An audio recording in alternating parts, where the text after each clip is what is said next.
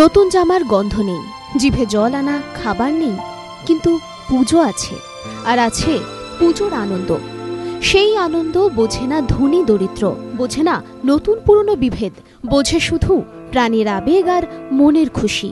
সেই আবেগ পুঁজি করেই পুজোর দিনগুলিতে আশায় বুক বাঁধছে বেলপাহাড়ির এই পরিবার, শিলাদিত্য চৌধুরীর পরিবার।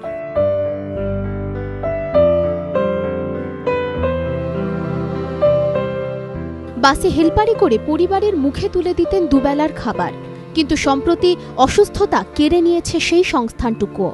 তাই আপাতত শিলাদিত্য চৌধুরীর ভরসা জমির ধান।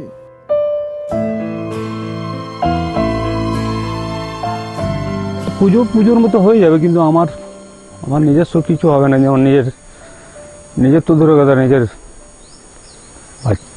ছেলে মেয়েদের জামা কিনতে পারি না। ওই ধান করেছিলাম, ওই 2.5 মাসের ধান ওইলে কেটেছি, ওইলে ঝাড়াঝাড়ি করে বিক্রি করে পুজোর পরে জামা কিনা হবে।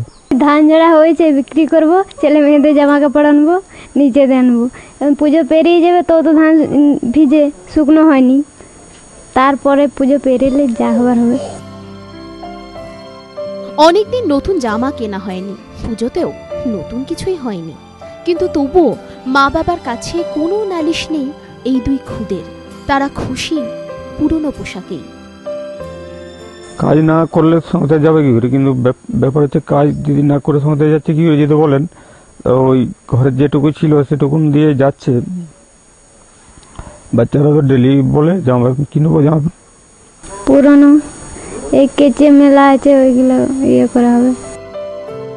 নতুনের পরশ নাইবা হলো, আবেগের আনন্দ গায়ে মেখেই শারদোৎসবে মাতোয়ারা শিলাদিত্য চৌধুরীর পরিবার।